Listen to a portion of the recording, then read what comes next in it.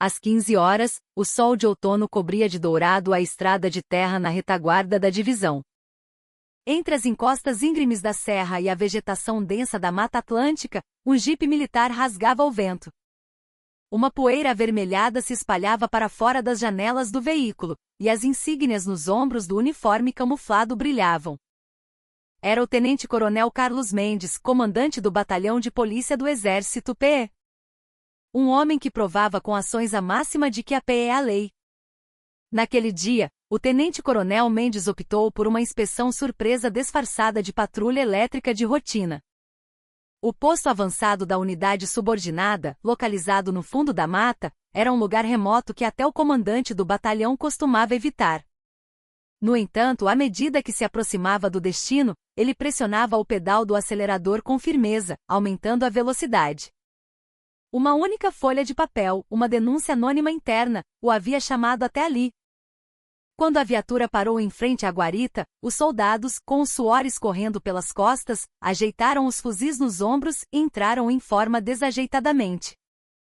Sob a cobertura da guarita, atravessada pela forte luz do sol da tarde, uma sombra nítida no rosto de um soldado recruta chamou a atenção.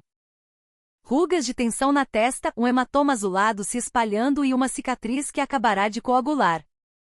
O nome do soldado é Soldado Lucas Silva, os lábios secos tremeram. Os olhares dos veteranos, mais quentes que o sol escaldante, pressionavam sua nuca. O olhar do tenente-coronel Mendes escaneou o hematoma. Se machucou no treinamento. Um breve silêncio. 2 soldados antigos que passavam pela guarita assentiram com a cabeça, como se ameaçassem com os olhos para que ele calasse a boca. Naquele momento, a palavra do comandante da PE cortou o ar como uma lâmina afiada. Não minta. Relatório falso torna você cúmplice. Diga a verdade. O pomo de Adão de Lucas subiu e desceu. A voz que vazou após o silêncio estava rachada. Durante o treinamento, o alarme de proibição de tráfego de veículos na linha de controle tocou no alto-falante externo, mas ninguém deu ouvidos. O tenente-coronel Mendes virou a cabeça para o seu motorista e ordenou: leve-o imediatamente para o hospital militar de área e diga ao oficial médico para examinar todas as feridas do corpo e relatar diretamente a mim. E aqui eu começo a investigação. Uma sombra longa se estendeu sob a luz do sol. O motor do jipe rugiu novamente, levantando poeira, e o portão de ferro da guarita se abriu com um rangido. O sol da tarde ainda era radiante, mas a tensão que se espalhava pelo quartel ao entardecer começava a devorar aquela luz lentamente. Ninguém ainda sabia que a marca de um hematoma em uma única pessoa se tornaria a tempestade que derrubaria as muralhas da corrupção. Algumas horas depois, o contato do oficial médico chegou. Microfratura no zigomático, contusão na costela direita número 6 e 7, laceração intraoral. Julga-se serem danos causados por objetos contundentes repetitivos. Conforme a explicação do capitão médico prosseguia, o tenente-coronel Mendes imprimiu o registro médico logo após a assinatura eletrônica. Isso é prova judicial. O original fica no hospital, a cópia arquivada na Polícia do Exército. Ele selou o envelope pardo e falou. Imediatamente o rádio para a equipe de prontidão de investigação da PE disparou. Código STUB.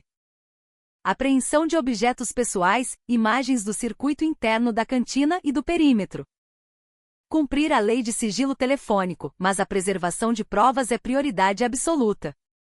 Na sala de entrevista separada, onde ecoava o som áspero do exaustor, uma folha de papel em branco foi colocada diante do soldado Lucas Silva, que tinha a cabeça enfaixada. O tenente-coronel Mendes estendeu uma caneta. 3 linhas são suficientes. Quando, onde, quem e o quê? A ponta dos dedos tremia. Mas assim que a caneta começou a molhar o papel, a umidade nos olhos do soldado se transformou em determinação. 21h30, alojamento 301. O cabo me agrediu com socos e chutes mais de 5 vezes. O tenente-coronel observou a escrita e murmurou baixinho. Não vim aqui para salvar apenas você.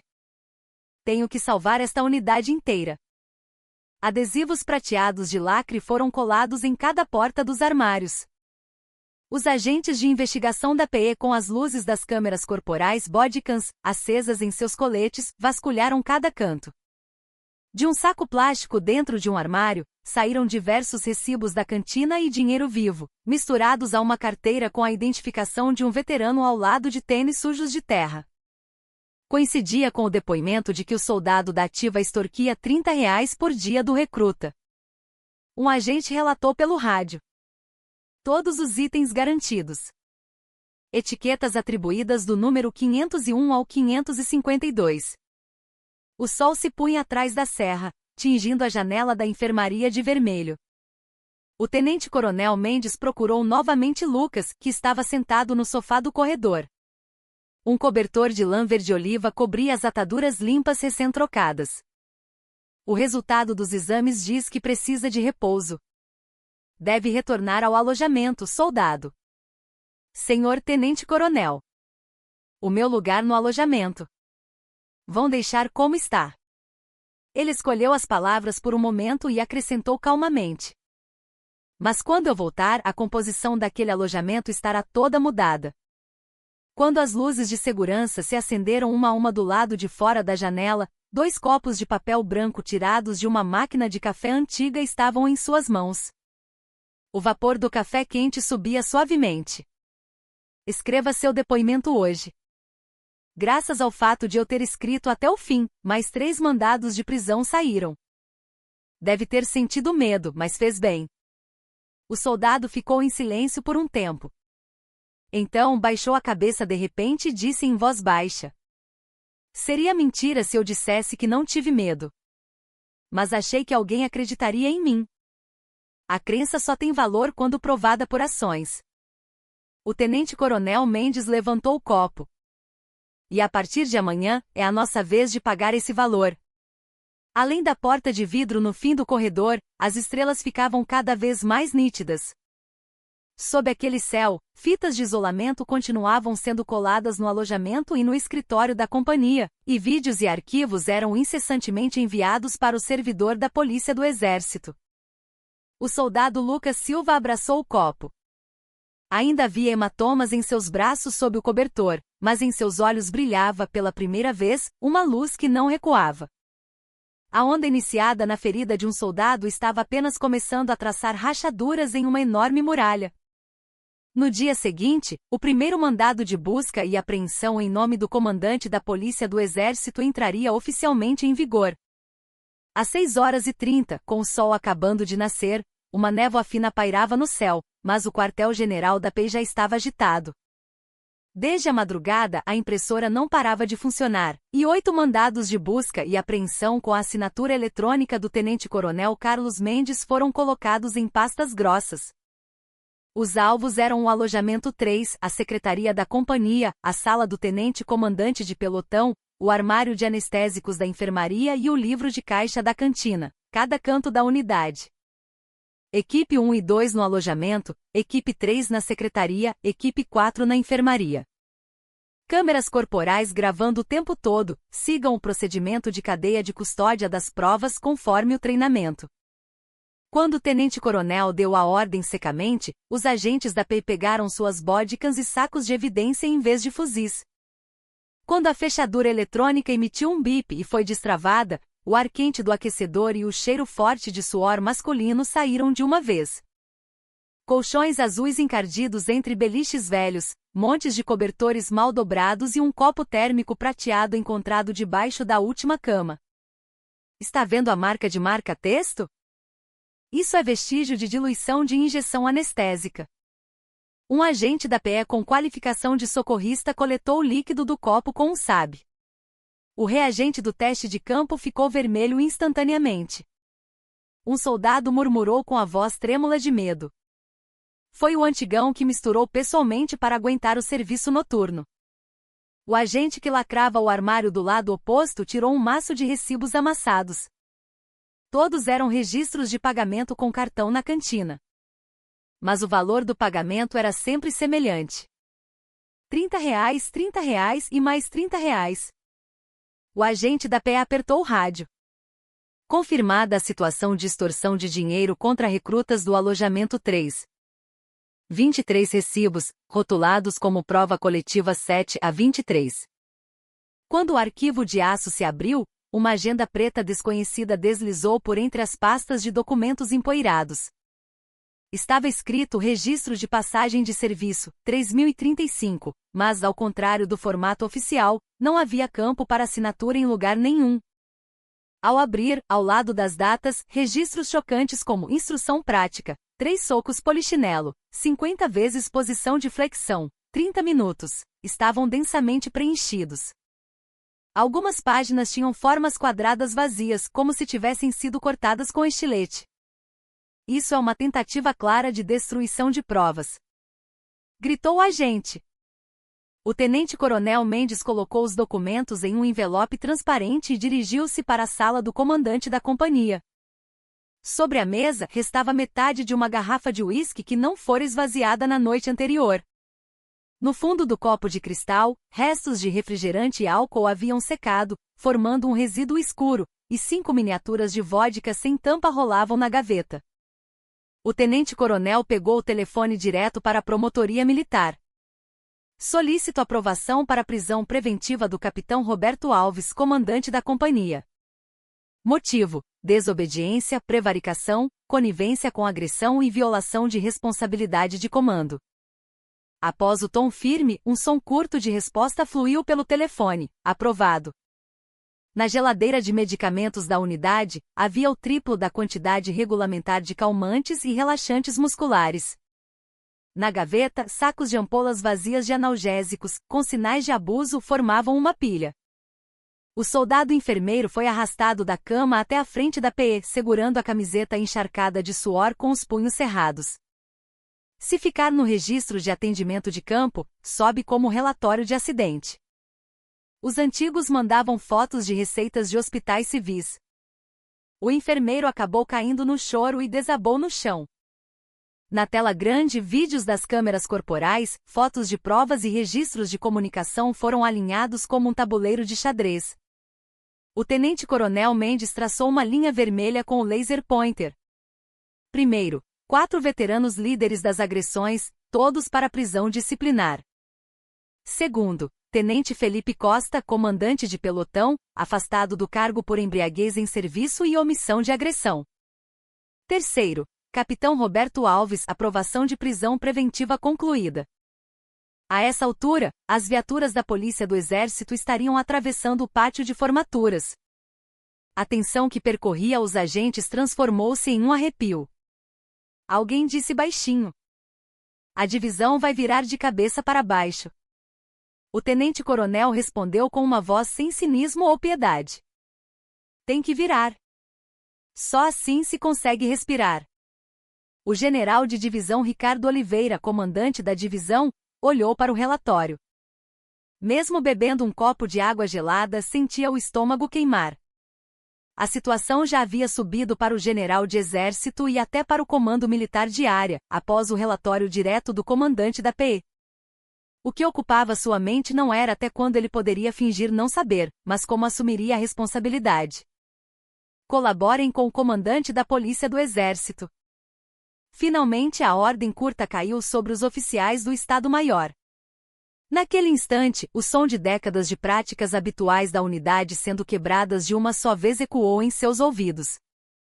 Naquela tarde, selos vermelhos de lacre foram estampados na porta de entrada do alojamento, e as mesas da secretaria foram cobertas com envelopes de segurança verde-oliva.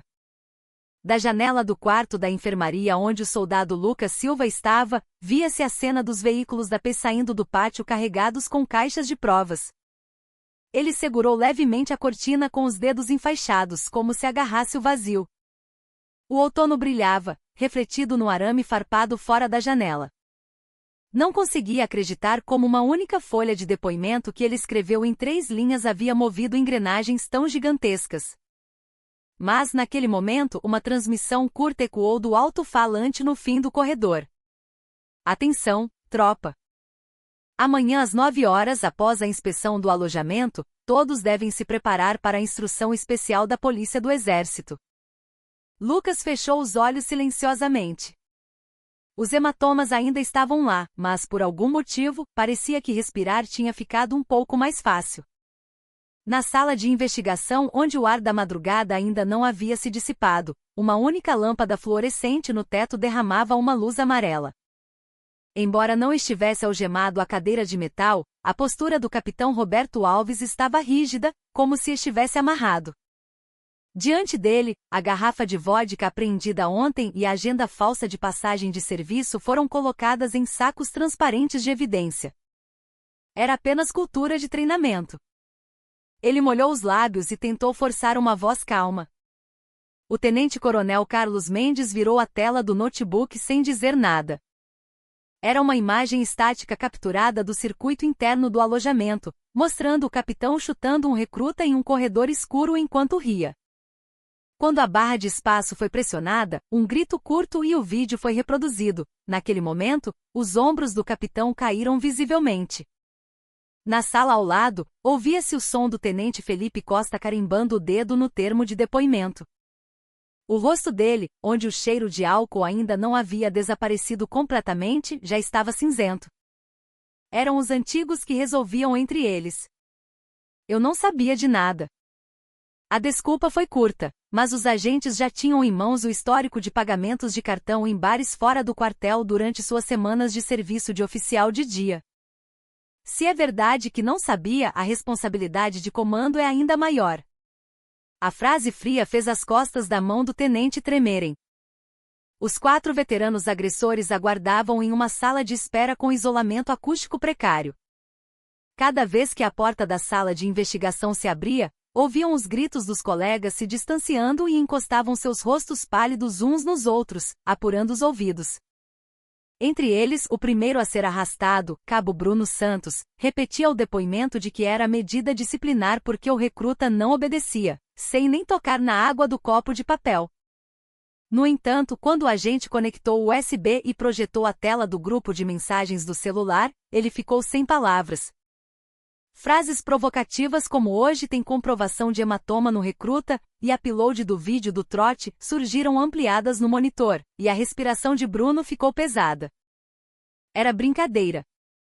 O final de sua frase, enquanto baixava a cabeça, soou como um choro. No corredor da sala de investigação, havia uma área de espera separada para os soldados vítimas. O soldado João Pereira, com o braço enfaixado pendurado no pescoço, apertava as 2 mãos juntas. Fui eu que anotei. Ele estendeu um caderno velho. As datas das agressões dos veteranos, os métodos e os valores extorquidos estavam anotados minuciosamente. Os agentes rapidamente colaram etiquetas de cópia em cada página e o elogiaram em voz baixa, dizendo que sem aquele registro as provas poderiam ter sido destruídas. Naquele momento, os olhos de João ficaram vermelhos, mas ele baixou a cabeça e respirou fundo rapidamente. 2 oficiais enviados às pressas pela seção de inspetoria da divisão tentaram entender a situação, mas tiveram que preencher o registro de visitantes desde a entrada da PI e seguir as instruções. Um deles murmurou distraidamente: ainda assim, a imagem da unidade está em jogo à imprensa, mas engoliu as palavras diante do olhar frio. O tenente-coronel Mendes folheou os arquivos e sorriu suavemente. Imagem é uma palavra que se usa quando nos protegemos a nós mesmos. A preocupação da inspetoria deve ser garantir as provas. Por volta do meio-dia, quando todas as investigações das vítimas foram encerradas, o monitor da sala de reuniões da PE exibia em negrito uma opinião de acusação de 5 linhas: prevaricação, agressão, extorsão, peculato e apropriação indébita. Procedimento de transferência para a Promotoria Militar começa às 15 horas. Quando o tenente-coronel declarou, a sala se encheu de sons frenéticos de digitação após um breve silêncio. A lista de oficiais e soldados que seriam alinhados em frente ao ônibus da prisão foi impressa. O soldado Lucas Silva estava encostado na janela do 2º andar da enfermaria. Ao longe, viu a porta traseira de um ônibus prateado se abrir no estacionamento e as costas dos veteranos algemados subindo um por um. Os hematomas sob as ataduras ainda latejavam, mas uma sensação quente parecia subir lentamente de seus pés. Ele olhou para o cartaz impresso com o código de conduta da Polícia do Exército. O Exército não está acima da lei. A pequena frase brilhava nitidamente diante de seus olhos. 2 horas antes do toque de alarme para a educação física, não havia cadeiras nem tendas no gramado do pátio de formatura. Os soldados de cada companhia, com suas plaquetas de identificação, estavam parados silenciosamente em seus uniformes de passeio, e apenas a visão do ônibus de transporte de presos cor de vinho, levantando poeira e saindo da unidade, podia ser vista ao longe. O alto-falante engoliu um som agudo de microfonia, e o comandante da Polícia do Exército, Tenente-Coronel Carlos Mendes, caminhou para o centro do terreno sem palanque. O som de seus coturnos arrastando na terra áspera ajustava a tensão do espaço como um metrônomo. Sem segurar nenhum bastão de comando, ele caminhou lentamente entre os soldados e parou. A razão de estarmos reunidos aqui hoje não é para aplicar punição física. A voz grave ecoou até o fim das fileiras. Aqueles que não seguiram a lei já partiram. Agora, os que restaram somos nós que devemos seguir a lei. Não houve banda militar nem aplausos, mas com aquela única frase, o ar pareceu cair pesadamente. Atrás dele, um psicólogo e um oficial defensor público se posicionaram. O tenente-coronel anunciou a implementação do novo sistema. Instalação de caixas de denúncia anônima. Eliminação de pontos cegos do circuito interno nos alojamentos. Entrevista psicológica obrigatória uma vez por semana. Monitoramento noturno dos oficiais de dia, controle de álcool e scanners. Os itens detalhados foram transmitidos claramente pelo alto-falante. Não soavam como números e procedimentos, mas como regras de sobrevivência. Assim que a formatura terminou, uma cena rara aconteceu nos alojamentos. Os oficiais restantes carregavam latas de tinta e trocavam pessoalmente as telas rasgadas das janelas, e os soldados alinhavam desajeitadamente as placas de numeração dos armários. No depósito de mantimentos, risadas explodiram com o grito do sargento administrativo de que havia verba extra para lanches, mas logo alguém lembrou que tudo deveria ser documentado, e todos assentiram, verificando seriamente as linhas de aprovação. Foi o momento em que todos compreenderam que a maneira mais rápida e segura de mostrar mudança era através dos registros. Alguns dias depois, o soldado Lucas Silva, já sem o gesso, abriu a porta da secretaria para se apresentar no retorno. O recém-nomeado Major André Souza estendeu a mão para um aperto e disse que ele havia sofrido muito. Na área de espera, 2 novatos que haviam chegado no dia anterior aguardavam a vez, e ao lado deles, não um veterano, mas o oficial psicólogo estava sentado explicando que faria a instrução sobre as regras do alojamento individualmente. O questionário entregue pelo oficial, vestido com uma camisa branca em vez de uniforme operacional, começava com a pergunta: qual é o seu índice de segurança? Ao entrar no alojamento, em vez do antigo cheiro forte dos armários, o aroma de lascas de madeira misturado com desinfetante invadiu seu nariz. Os novos colchões distribuídos em cada cama ainda não tinham o plástico retirado, fazendo a luz do sol escorregar por eles. A tabela de verificação de tabagismo que ele usava no centro de treinamento de recrutas estava pendurada ao lado da porta, e no armário do corredor, uma caixa de denúncias de uso ilegal de celular após as 22 horas estava afixada com letras vermelhas. Quando abriu a porta do 301, Lucas prendeu a respiração sem perceber. No lugar onde ficavam as etiquetas de nome dos veteranos que o atormentavam, as camas vazias estavam arrumadas. O cabo que havia sido transferido recentemente tinha um físico robusto, mas prestou continência primeiro. Conto com você daqui para frente. Na hora da revista, a TV do alojamento transmitiu um vídeo de educação especial com a participação direta do comandante da divisão. O general, através da lente grande angular, levantou-se e curvou-se profundamente. Como comandante, sinto muito.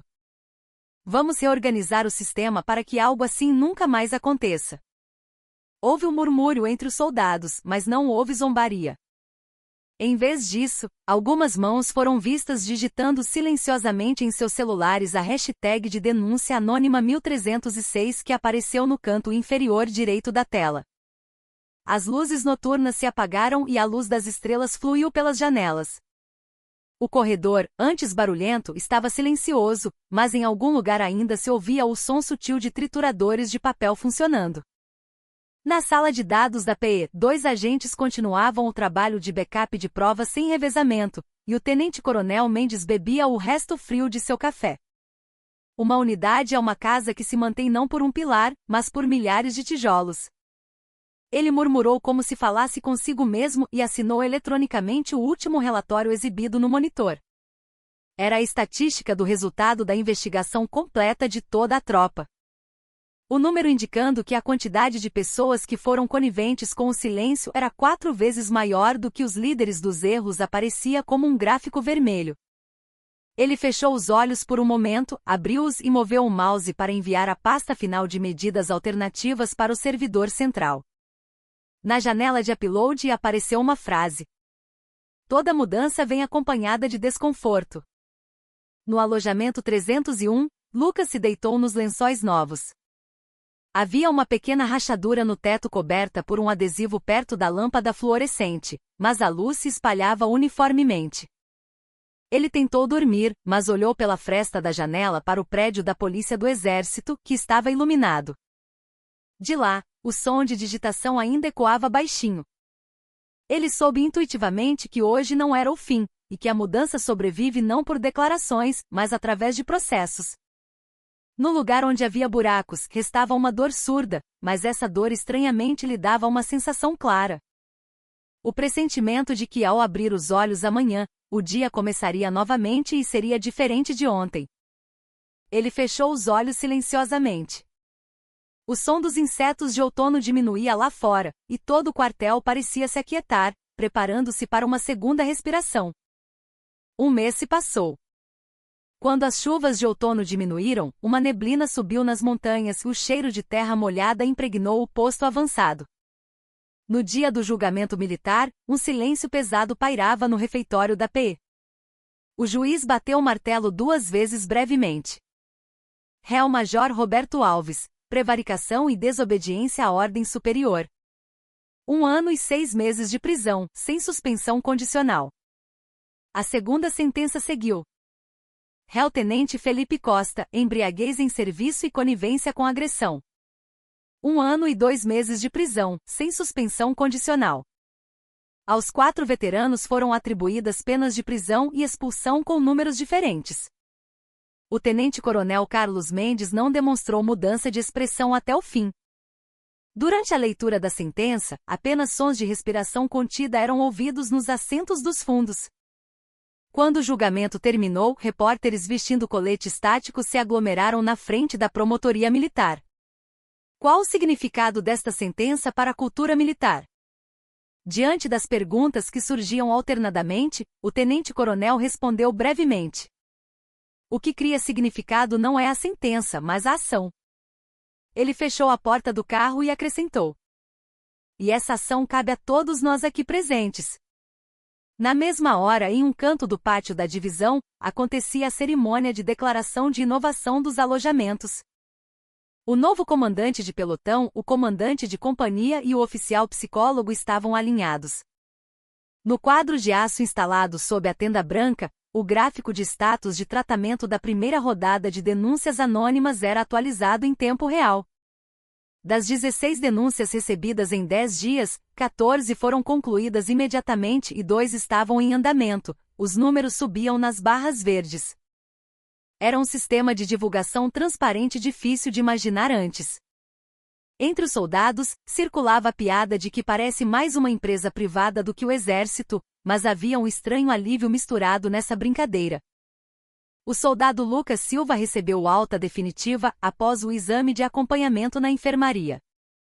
Enquanto descia ao corredor da ala médica segurando o último filme de raio-x, a luz do sol que passava pela janela de ventilação se quebrava como fragmentos finos no vidro. Alguém acenou do fim do corredor. Era o soldado João Pereira, que havia deposto com ele naquele dia. Os dois se cumprimentaram sem palavras e dirigiram-se à recém-inaugurada sala de estudos inteligente. O leitor de cartão de acesso acendeu uma luz azul e abriu a porta. O interior tinha mesas brancas dispostas de forma concisa como camas militares, e na parede havia um quadro de madeira com a frase Garantia do Direito ao Estudo. Na hora do jantar, frango frito especial apareceu como item extra no balcão de distribuição do rancho.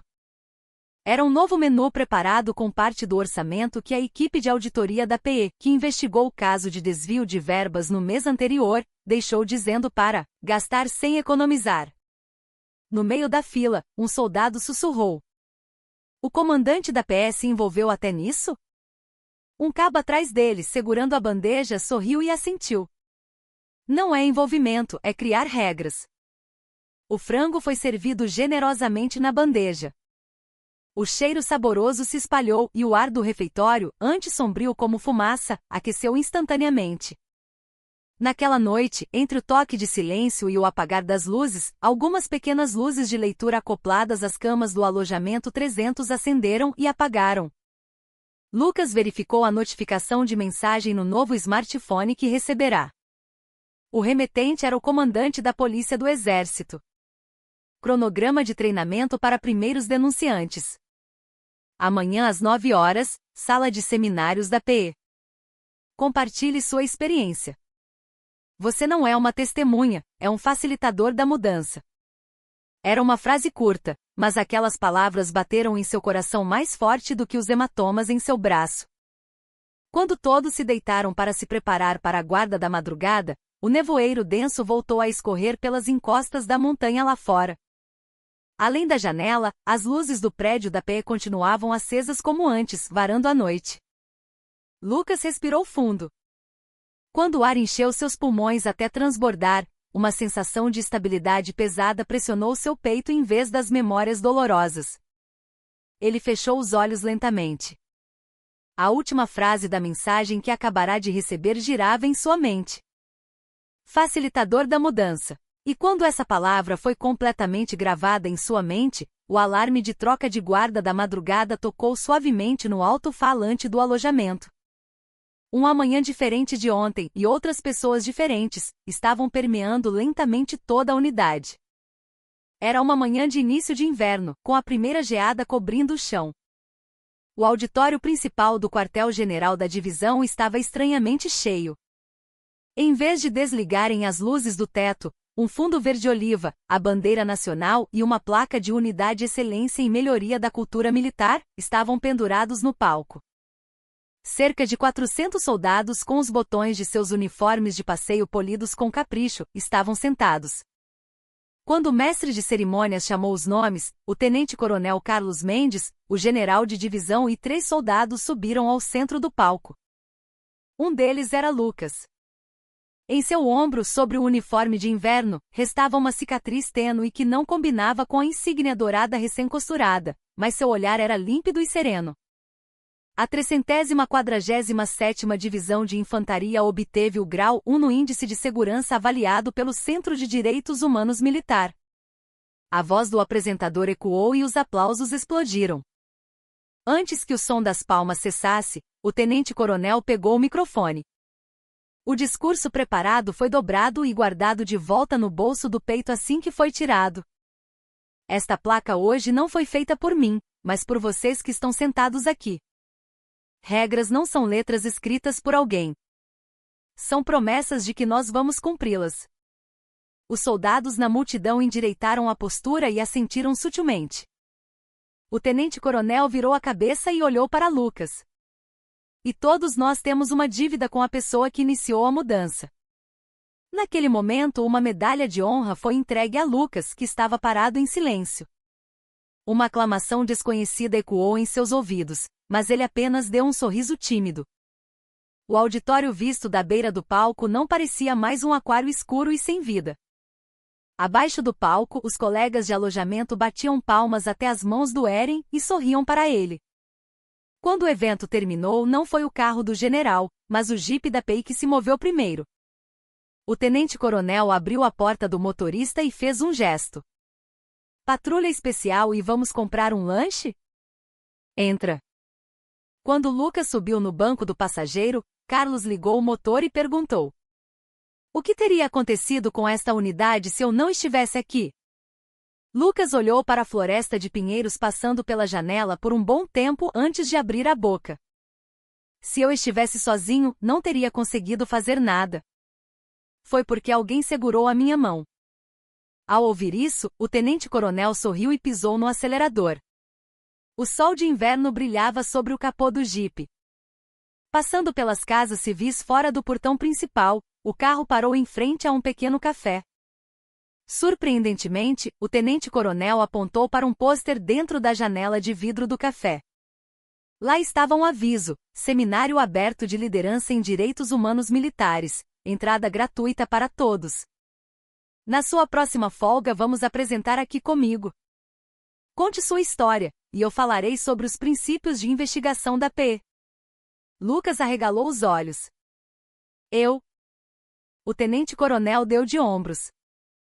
O facilitador da mudança pode ser desconfortável, mas na frente é a lei. No momento em que abriram a porta do café, o cheiro perfumado de grãos de café se espalhou. O barista olhou de relance para os dois uniformizados e colocou 2 canecas na mesa. Um jazz suave tocava nos alto-falantes e longe, pela janela, via-se um ônibus atravessando o pátio da divisão. Dentro da janela, em vez de serem levados para a prisão, soldados que acabavam de terminar o treinamento básico estavam a bordo para entrar na base. Olhe para aquele ônibus, disse o tenente-coronel, girando a xícara de café. Para aqueles garotos descendo ali, hoje é o primeiro dia. Eles não devem passar pelo ontem que eu vivi. Lucas soprou cuidadosamente o vapor quente. Acho que agora consigo observar. Ele tomou um gole de café e pousou a xícara. Cada momento parecerá um botão de denúncia, mas ainda assim eu vou apertar. Quando saíram do café, pequenos pontos que não se sabia se eram neve ou folhas secas flutuavam no céu do oeste. Os dois ficaram parados ao lado do jipe por um momento, inalando o ar frio. Sobre as montanhas diante de seus olhos, a luz clara do inverno pousava, e o vapor branco de suas respirações permanecia no ar antes de desaparecer lentamente. Agora a história não pertencia a uma pessoa específica, mas à unidade e aos recrutas sem nome que viriam no futuro. Quando o motor do jipe despertou novamente e correu pela estrada, o rádio tocava uma canção militar gravada pelo coral de recrutas. Nós pisamos na terra e protegemos a liberdade. A letra, que costumava ser estridente, soava estranhamente suave. O sol brilhava sobre a placa do café que se distanciava, anunciando que era a hora de começar uma nova jornada. E as 2 pessoas olharam para a mesma estrada e aumentaram a velocidade. No início da noite, quando o vento frio deixava gelo para trás, as luzes sobre o portão principal da unidade se acenderam uma a uma. O jipe que terminou a patrulha voltou deixando uma longa sombra, e luzes amarelas se acenderam em cada janela dos alojamentos. Aquelas luzes não pareciam mais holofotes frios de vigilância como antes, mas sim uma vontade de proteger alguém. Lucas terminou a troca de guarda e caminhou lentamente pela estrada pavimentada do pátio. O ar misturava o cheiro de lenha queimada com o aroma de pão assando vindo do refeitório. Longe, no terraço do prédio da PE, o tenente-coronel Carlos Mendes estava de pé. A aba de seu casaco balançava com o vento que roçava sua nuca, mas as luzes que jorravam por trás, como lanternas flutuantes, conectavam os ombros dos dois. Lucas parou, levantou a cabeça e ergueu a mão. O tenente-coronel também levantou a mão levemente em resposta. Não eram necessárias palavras. O que pairava entre os dois não eram os hematomas e a dor do passado, mas uma promessa silenciosa de que continuariam protegendo. Dias depois, a primeira página do jornal da unidade trazia a manchete: 368 casos resolvidos de 373 denúncias, designada como modelo de inovação da divisão. Os soldados que viam o quadro de avisos do alojamento puxavam o papel maravilhados, e os novos recrutas perguntavam naturalmente se realmente tudo bem denunciar. Os veteranos sorriam e davam tapinhas em seus ombros dizendo: não se preocupe, nós já somos gente que denunciou. Naquele inverno nevou muito, algo raro na região serrana. Na operação de remoção de neve da madrugada, os soldados seguravam as pás e limpavam a neve no ritmo da corrida. Mesmo se alguém escorregasse, em vez de xingamentos rudes, a pergunta: você está bem? Saía primeiro. O som das risadas ecoando na neve tornava o ar frio mais límpido. Na primavera do ano seguinte, Lucas colocou as insígnias de cabo. Quando sorriu após terminar uma denúncia de emergência, alguém acenou de longe parabenizando-o. Era o oficial psicólogo. O local do evento era apertado, mas após o término de toda a sequência, um pequeno bolo de comemoração preparado pelos próprios soldados apareceu. Depois de apagar a única vela no bolo, lembrar do alojamento antigo não era mais assustador. A memória não desapareceu, mas foi coberta por um significado maior, criando uma nova camada. E no dia da baixa, em meio aos gritos de despedida que flutuavam no pátio ao entardecer, Lucas olhou para o certificado de reservista em sua mão e respirou fundo. De perto, o tenente-coronel Carlos Mendes estendeu a mão para um aperto. Lutou bem.